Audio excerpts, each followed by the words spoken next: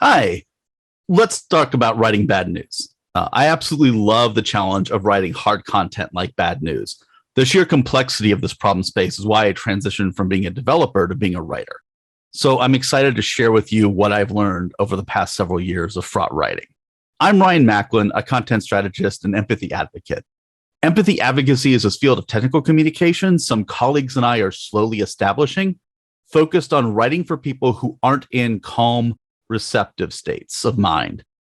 That's what this talk is really about how to have empathy for people who aren't you, who you'll never meet. And when it comes to bad news, I never write for or keep in mind calm, receptive people. I write for people in emotionally activated states like anxiousness or frustration when people have increased difficulty in processing the information we provide and are doing the things that we want to guide them to do. Because if I get it right for those people, I'll get it right for the calm folks as well. Here are the 5 points I'm about to cover. These have helped me in all manner of communication, writing bad news via email blast or site banner, or even something interpersonal like hard correspondence with colleagues in this era of remote working. First, it's crucial to understand how dysregulated brain states work, the states we're in when we're emotionally activated. Let's, at a very high level, get into anxiousness and frustration, as those are common in folks dealing with bad news. Behold, your brain in all of its glorious colors. There is a tiny part tucked inside called the amygdala, the part of the brain dealing with happy, sad, fight, flight, etc. When it rages out of control, aka getting activated, it floods our brains and bodies with all sorts of chemicals, and you're likely familiar with one of the primary ones, good old adrenaline. When that happens, our prefrontal cortexes, the part that handles executive functions like problem solving and self-control, can't actually engage until that flood subsides. That's dysregulation in a super rough nutshell. And apologies to the neuroscience nerds out there for my 30-second overview of a super complex topic, a topic I love, but I've only got 30 seconds to give you that. We all get dysregulated. It's not just some people get dysregulated. Some of us may be more prone to it than others in certain contexts, thanks to brain chemistry, PTSD, environmental factors, social factors, and so on. But we all get dysregulated. If you've ever walked away from your computer because you didn't want to deal with something or felt the urge to yell at a support agent who didn't deserve it because you were frustrated, or even just had to put mental effort into restraining those sorts of behaviors just to keep doing what you were doing and getting through some problem, you've been dysregulated around technology. Let's get messy. Human beings are by design not great at compartmentalizing. If we get mad or freaked out from something earlier in the day, we might project that onto the next annoyance or issue. Imagine some random person shouts at you. Your amygdala floods you with all sorts of chemicals. Grrr! Your brain is in fight or flight mode. And 10 minutes later, you're at work. You attempt to log in. For some reason, your password doesn't work. You get the whole, you get the whole thing. That's the whole deal. And you're still carrying that activation in your body. You don't just get to leave that at the door. So you feel the urge to flip the table. I mean, hopefully you don't, but you still feel that urge to just there. This example sort of illustrates that we can never know if people are dysregulated because of the bad news itself, so the bad situation we're in, or if they were already activated in some way and our bad news was, from their perspective, ill-timed or sort of compounding what was already going on with them. A lot of people, when they're sort of learning how to do empathy with technology, sort of first assume that any sort of problems the user is experiencing or any distress the user is experiencing is because of the product itself and not because people are people and they bring everything and they carry everything inside of them. So those slides boil down to people feel inconvenient things at inconvenient times. And it's natural. But how do we use that knowledge? And here's where I hope you'll learn something new. First, with both anxiousness and frustration, the cognitive bandwidth, the amount of effort or energy our brains can put into something like holding information, making decisions, etc., is reduced because so much of that is consumed by our now activated state. Here's a calm brain, putting some energy into our message, but also living a life with distractions, represented by this glorious pie chart here. Um, Groceries, bills, flirting with someone, dealing with social media, having an earworm song, earwormed in your head. Just thinking about like the air temperature and just fixating on how it's a little too cold. Getting jazzed for some exciting plans or listening to somebody else's exciting plans, getting jazzed by that, all sorts of stuff. But still plenty of available energy for the message in front of them, shown by that larger pie slice there. Here's the anxious or panicked mind putting intense energy towards scanning and preparing for threats by that whole big red pie slice, the big pie slice there. And you can see it crowding out the energy for everything else. In some cases, we could probably even just remove some of those slices as not even something the brain can handle at that moment. And likewise, here's a frustrated or hostile mind crowding out everything else because they're putting all of that energy towards preparing for a conflict, sort of getting ready for a conflict. And even when our quote unquote logical brain knows that being activated isn't helping us, the energy is still sucked away dealing with all of this. Second, both states have a distorted sense of time. The anxious brain is fixated on a particular future state rather than being able to process the present like a calm, regulated person generally can. What sense of present the anxious person has, what they can process, it's filtered through the lens of trying to watch for or avoid a dreaded future state. And for frustrated brains and frustrated states, the fixation is upon an upcoming conflict with a similar lens applied to the present. And that means that other information the brain takes in during the present could basically get discarded as unnecessary noise. And that's because the brain is really amazing at constantly taking in massive amounts of input and discarding what it thinks isn't useful. We do that all the time. You're doing it right now. Just sometimes that amazing feature is also really unhelpful. And third, there's a difficulty spike in processing information. That's the frontal lobe's job, and it's not as in control as we'd like it to be. When the panicked mind is scanning for threats, the eyes dart around as stimuli attracts it, like bold text or colorful images or distressing words. That means there's no linear processing of long text because that's what's going on. The angry mind is likewise terrible at processing information and assuming charity, assuming a lack of ill intent, because that combative preparation looks for threats to guard against and weaknesses to exploit. Let's engage with these ideas as they're fresh in your mind. Think about a time recently when you were frustrated or really anxious or something like that. So just while you think about that, here's 3 questions to ask you. Did you struggle with having to calm yourself? Do you feel like there was a struggle there? Did you feel like you weren't entirely in control? And was it a pleasant feeling you wanted to stay in or one you wanted to get out of? And I'll give you a moment to reflect.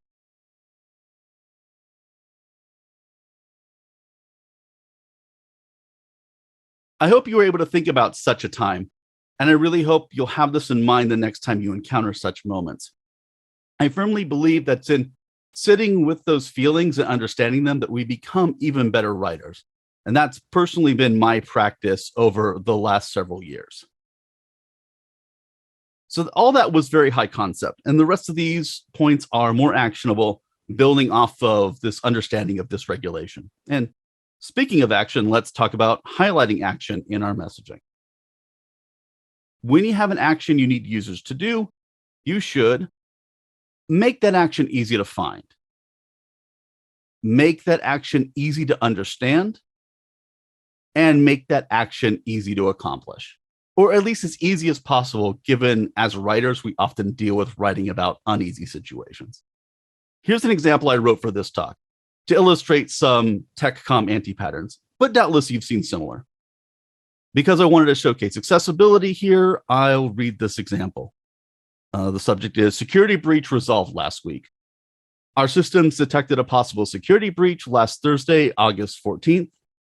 We have isolated the cause of the intrusion and are confident that no customer data has been leaked. However, we still ask our users to change their passwords as an additional security precaution. It's a sort of disorganized mess you see from someone who isn't trained in user comms. And it's trying to spin the situation as positively as possible before getting to the requested need. So what problems does it have in particular? Well, let's get to the rework to show them. Here's a rewrite that just goes into the point of highlighting action. And in future things, I'm going to rewrite this a little bit more. So first, the subject line is directly about action. We need you to change your password. Now, the first line is clearly about the action and is bolded. TLDR, change your password as soon as possible. And there's a button that draws the eye to the action, just the change password button right there. And there's more we can do. And there are like conversations about different pros and cons we could have about, what things work better than others and for what different user groups. But this gets users in general to the action. And as a quick note, asking users to wait is asking them to take an action.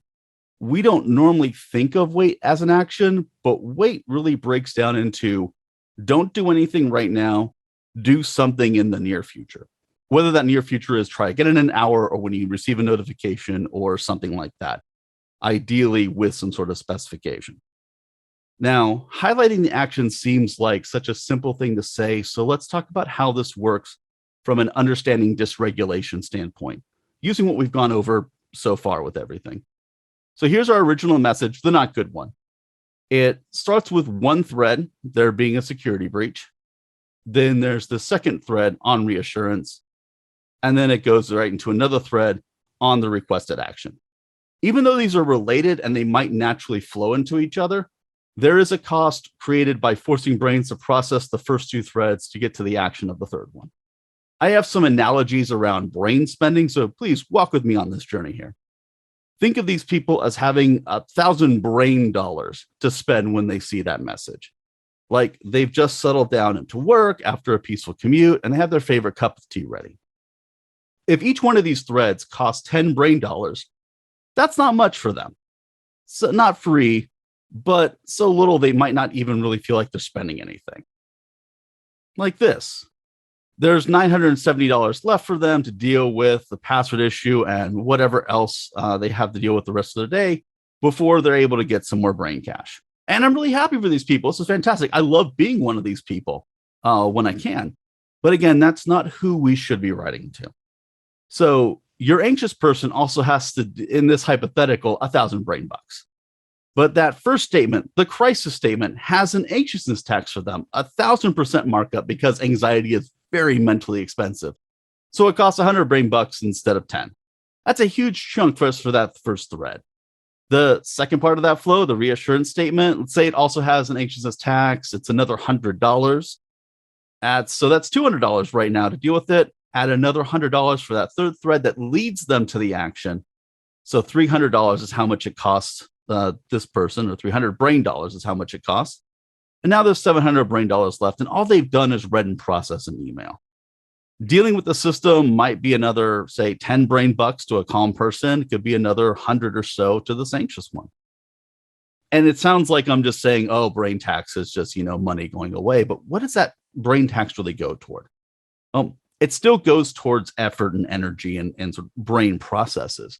It goes to the expense of regulating sudden spikes in adrenaline, heart rate, fight-flight responses, rapid breathing, disorientation, difficulty with paying focused attention and sort of having your attention drawn by other random stimuli, temporal or sort of sense of time distortion, things like that.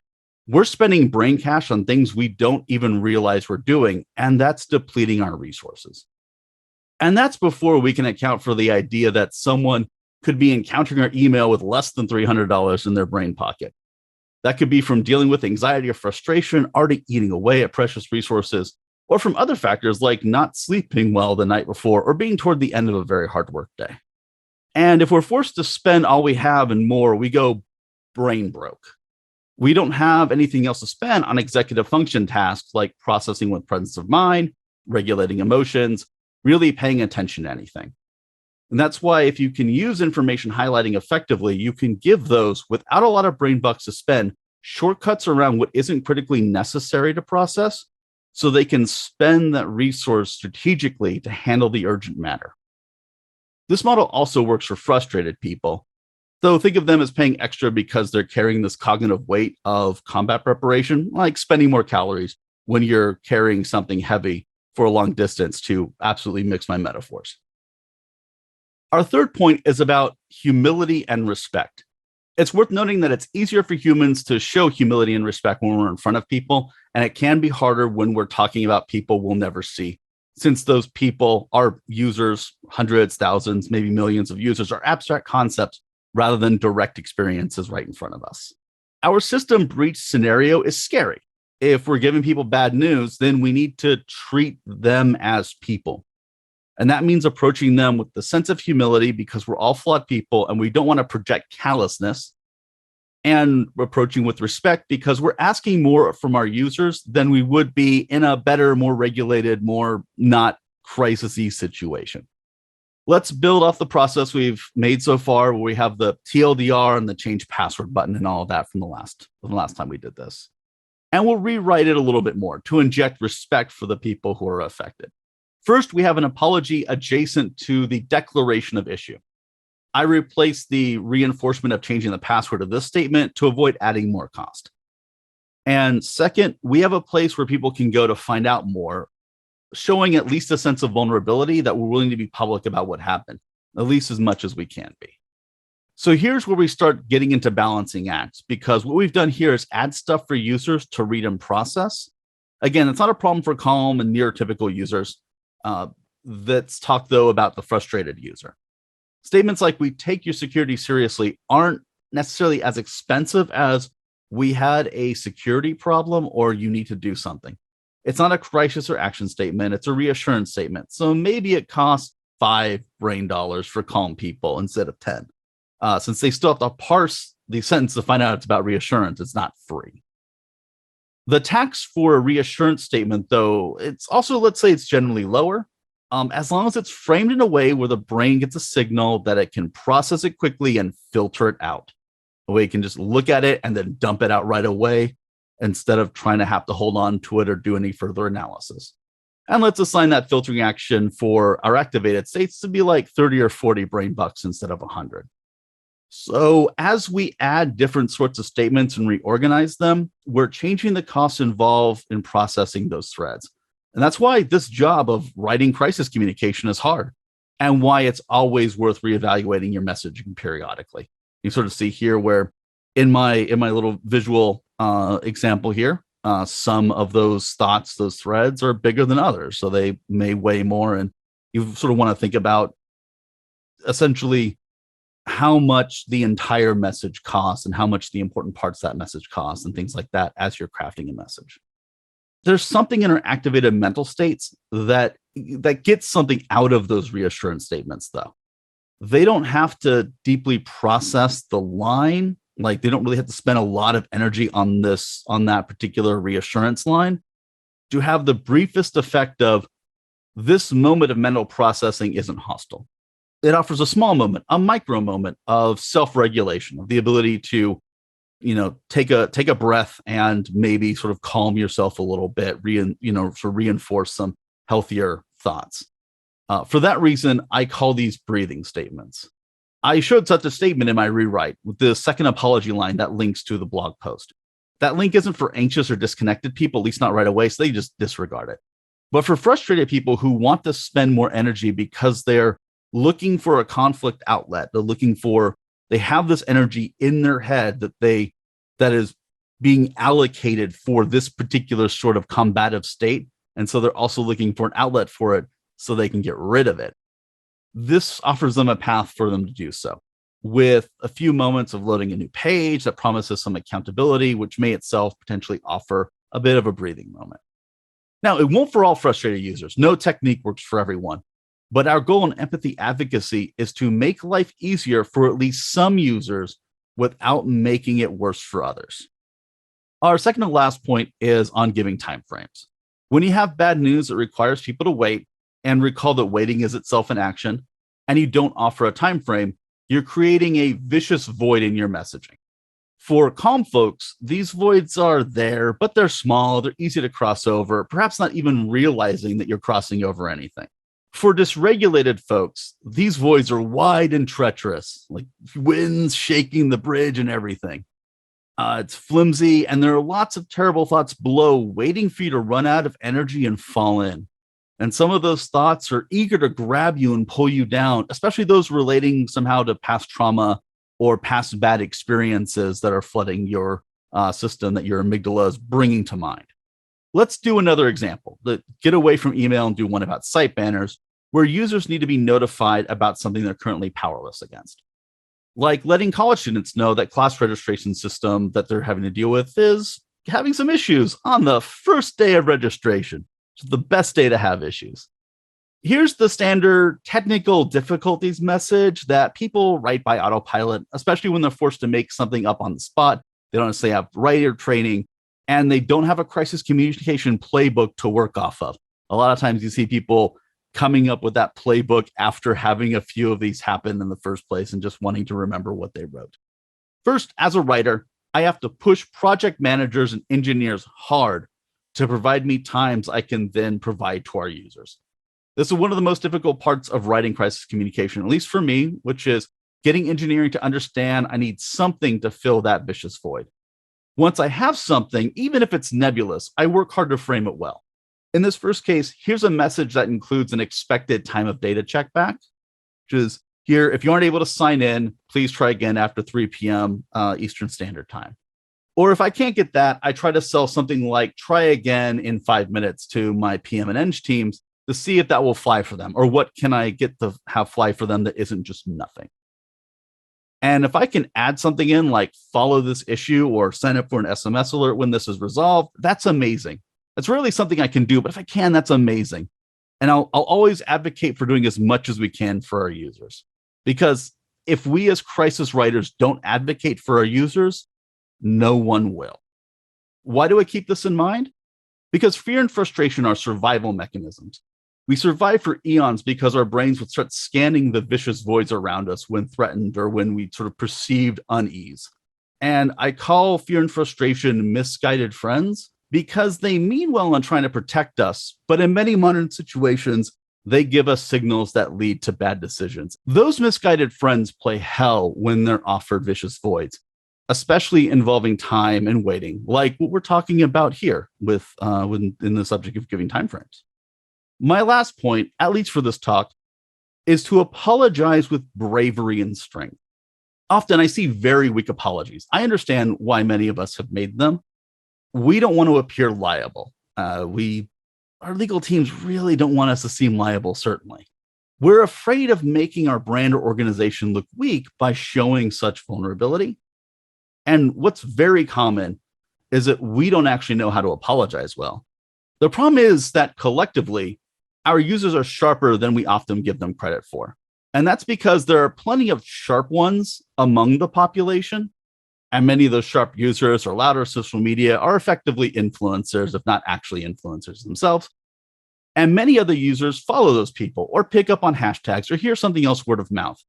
So when those sharp people pick apart weak apologies, we've wasted our time and our brand or product or organization social capital on a weak apology.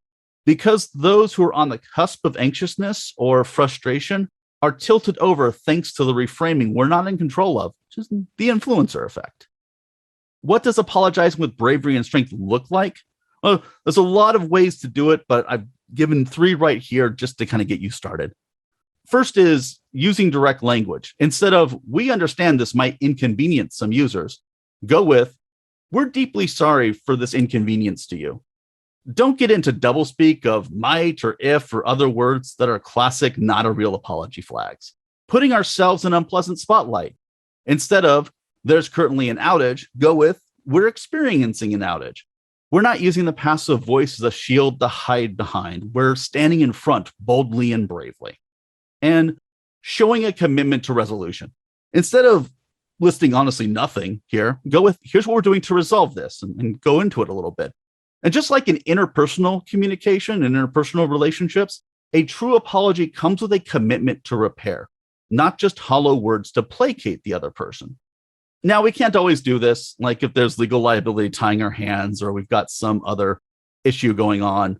And sometimes we're the ones who are also experiencing our own bad news that happens to affect our users, like if our upstream provider is out. But if we can default to apologizing with bravery and strength rather than defaulting to tepid, watered down apologies, and we can get our organizations to get more and more on board with that, some of those sharp users will witness us being genuine, and that could impact influencer reframing and how the wider user population reacts, both in this moment and down the road as you build up more trust. We've reached the end, and my final thought is simple. I hope you'll join me in bringing more empathy to the world, especially the world of technical communication. Every little bit helps, and it shows others how to also join this cause, sort of support this ideal. If you want to find out more about empathy advocacy, I just put up a site about it at empathyadvocacy.org. I'm also on the Write the Docs Slack and very occasionally on Twitter. And again, I'm Ryan Macklin, and thank you so much for your time. Thank you very much for the talk. First is a question from Anya. How did you get interested in empathy, and how did you learn more about it? All right. I'll make the long story short, not the short story long. So I used to be a game designer, and I had to spend a lot of time like learning. I basically watched a lot of people play games, watch people struggle to read game text and things like that. And I basically got so fed up when I was like a new, totally amateur, no pay, just person on forums game designer, that I basically became a consumer advocate for game design. And that didn't really earn me a lot of friends, because no one really liked being critiqued on the fact that their hobby was suddenly being judged by somebody else whose hobby was saying, hey, maybe you're selling games to people, but you're not really great at writing it. Would you like some help? So that got me into one space. And then I've been in therapy for a few years now for trauma that I won't necessarily go into, but that definitely informed a lot there. And I'm also neurodiverse. I have an executive function disorder of ADHD, and I'm likely on the spectrum, according to partly informed by my definitely on the spectrum partner. And so all of these things together basically informed a lot of my decisions in writing. And I found that as I was explaining these concepts to people, they're like, oh, this is neat. I hadn't thought of this thing before. And so I've just been kind of doing this over and over. And last year, it accidentally started just being the thing that people kept asking me to talk about. So I basically got interested in it because I've always been interested in it. It's just that the way that I frame it are apparently ways that people want me to keep talking about it. So I've become that empathy guy. I find it interesting what you said about the board game stuff too. I've kind of gone the other way from you and have been trying to, and it's very, very similar. A lot of people who are strongly reliant on being given instructions that make sense, but they often don't. And everyone complains about it. And yet when you try to offer advice, it's very hard to give that advice and have it accepted. We could have I think you and I could probably have a long conversation about essentially creative subcultures that that resist critiques from both inside and outside in their communities. And that's a really hard space to be, because you're really legitimately trying to, just like I'm trying to do with the empathy advocacy thing, like you're trying to make things easier for people you'll never meet. By calling people who are creating things and broadcasting them at scale to do better, to think about people that they'll never meet. And maybe you could mention the Slack channel again that could do with more activity if you're willing. Oh yeah, so I have talk about this subject. So it's hashtag neurodiversity, which has people waving and stuff. So yeah, this is on the Write the Docs Slack, by the way. It's on the Write the Docs Slack. And also I just threw up like 3 days ago or something like that, the website of empathyadvocacy.org, because I need a place to host the videos and stuff like that, just so we can so I can get other people to do this thing instead of just being me. Okay. Here is a question that I personally really like as well, from Anna. Regarding apologizing with bravery and being more direct, in quote marks, have you ever experienced someone being offended by being a little bit more blunt. And how did you deal with that? So like, I never hear from our users. So like, you know, when I write, I'll only hear feedback from somebody who has gotten that feedback directly, and then maybe they won't even give it to me. So I haven't had any users get offended by it. I've had coworkers struggle with it though.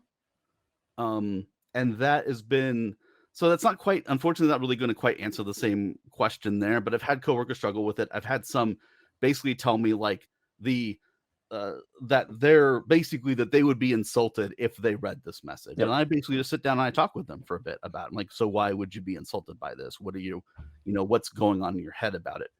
I can approach that from a perspective of, if I can approach essentially criticism like that from a perspective of curiosity with someone who's very much, if they're having that emotional reaction, I'm like, I really want to be curious about your emotional reaction. And I want it while you have the reaction, because then your brain will filter, like, well, I want to hear your mouth filter it through that emotion rather than thinking about that emotion while you're in a different state, which, you know, you can do, especially the more emotionally aware you are, you can sort of like put yourself back into that a little bit. But I've never gotten that directly from a user. Yeah, that's possibly. But we don't hear from our users enough, do we? Right. As tech writers, that's sometimes a problem. Yeah. And I think I would never hear a user talk about being insulted by something. I think they would just think about being insulted by it. But I try to take whatever feedback I can from someone and just get really curious about it, because I know that if one person says it, 1,000 people, maybe, I mean, it depends on your scale, feel it. This is sort of leads into a follow-up question from Swapnil. How do you, just reword this slightly to follow up from what you just said, how you can take that feedback from giving quote unquote bad news to users, to readers, and then you balance that feedback with deliverables and expectations broadly. That question makes sense. Yeah, well, all right. So, okay, let's split that into two things. One, if you have enough agency in your role to get to assert what's going on, then that becomes easier. Just say like, here, you know, like, here are my objectives for this, you know, quarter, for this project, whatever are these, and these. And so I need to make these objectives, you know, happen. If you can tie it to, if your org has like, you know, any like, you know, objectives and key results or any metrics or anything like that, that's great to tie to that if you can. But let's assume on this question that you don't have a lot of agency, because then you have to sell people on the idea of one of these things. The best that I've been able to do in some of these situations, because most of the time I actually have to sell this to people who aren't writers, that good UX is actually worth it. I have written a bunch of little docs that are basically like, here's the cost benefit analysis real quick, you know, back of napkin math of how doing this costs like $5,000 of like between my time and engineering time and QA and stuff like that. And the potential cost of not doing this is maybe about, you know, $500,000. Yeah. You know, so I try to frame it a lot of times in a sense of essentially like what's lost by not doing it. Yeah. If these weren't internal docs at my work, I would show you essentially the format that I use. But basically, I do a lot of back of napkin math, and I'll say things like, listen, this change honestly is like a $5,000 change, but if we don't do it over the next year, we're probably burning like $7 million. Can we maybe do the $5,000 change? And sometimes people will say like, we'd love to, but we can't. Maybe we can try to fit it in a later thing, but you know, maybe try that. I'd like to follow up with that because it relates very nicely to a question, and I think this will be our final one from Marta. How, if it's relevant to your role, how do you relate this feedback responses, I suppose, to different sorts of teams, especially teams like legal and marketing, where sometimes things are communicated in a particular way for a particular reason, and that may frustrate people, but there's a reason for it. you balance that kind of communication with them, I suppose? Well, I can definitely speak to the legal, because I work in internal security. Okay. So I don't have a marketing department that I talk with. I've worked with marketing before, but usually it's been they've taken my work and used it as sales material, so it's been very passive. But with legal, I've put together all sorts of presentations, all sorts of here's an A, B, C sample, basically creating a smorgasbord for them, with the idea of trying to get them to using that as a way to interrogate what problems each of these have from a legal standpoint. Because I found that legal is very good at giving the briefest answer as to why something can't be done. And like not an answer that you can really necessarily build off of. So if I can present enough different ways of doing something, I'll eventually piece together the actual thing of the puzzle of like, oh, okay, we can't do this because GDPR and this Polish law, and this means that we have to arrange it this way or something. And with that, I basically just document the heck out of everything, so that when I then bring another thing in, I basically say, okay, so here's my now proposal for this. Here's why what we've got doesn't work. Here are the problems that we're trying to solve for this. Here's everything that legal has said. So here's what I'm doing. And so I just use that as a way to, essentially, I over document as a way to combat against legals drawing their, like, sort of like dragging their heels. But I have to assume that I will not win. I will never win a fight against legal. Okay. It's assuming that I have to basically find a way to get legal to talk to me. With marketing, I'd say it's probably around the same way, because it's like I would probably treat it as I'm not going to win a fight with marketing. Instead, I'm just trying to have a conversation with a party that is probably not trying to have a conversation with me because they're busy. So it is just doing it by just sort of assuming that because they don't have time for me, and it's not malicious, it's just everyone's busy, basically doing a lot more work on my end because I care about this, because I'm passionate about this. And if I can do enough work to make it easy on them, then I might wear them down eventually. And then maybe they'll see the benefit of it. Maybe it doesn't even work at all, and we have to revert it, a month later. But I will basically do as much work as I can and back it up and record everything that's said, and basically just kind of iterate on there so that they're, because I have to assume again that they might want to work with me. They don't have the time. They don't have the energy. They don't have the bandwidth. Seeing as we're just about to go to a break, we only have one more question, and I feel like it's a nice one to end on. Giving bad news, giving bad feedback, etc., is often something that happens and is delivered under stress and stressful feelings, because most people don't really like giving bad news to people.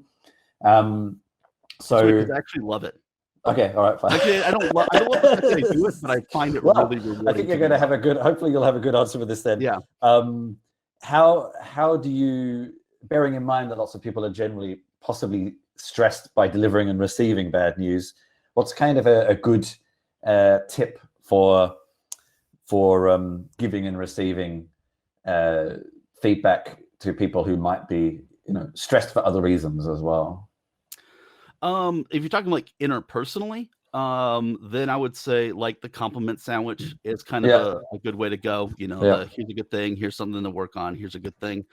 If you know the person personally, just kind of like sit down and meet them where they are, understanding that they're probably in some maybe a stressed headspace. So understand that they're gonna receive whatever you say interpreted by said amygdala firing off.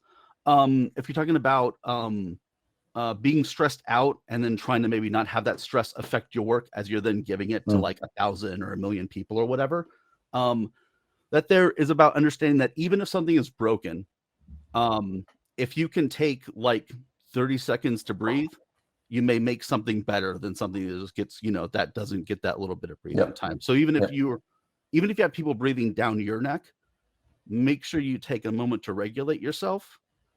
And this is why independent writers are really great for this, is because like I'm not the one who's stressed out, except I suddenly have to write something. I'm not the one who like broke production or anything like that. So it's just like, okay, here's the thing. and then go into your brain and think about what patterns have worked in the past, because, as pro writers, we're really writing off of the patterns that we have in our head and remixing them and reevaluating them. Don't be afraid to mess up a little bit, especially if you can revise it, like, do another, like, oh, we just added a couple words and fewer people are freaking out on Twitter now. So yeah. Brilliant. Thank you very much. Ryan. I keep wanting to say Kevin because I used to know Kevin Macklin and I have to keep stopping myself. So thank you very much, Ryan. No problem.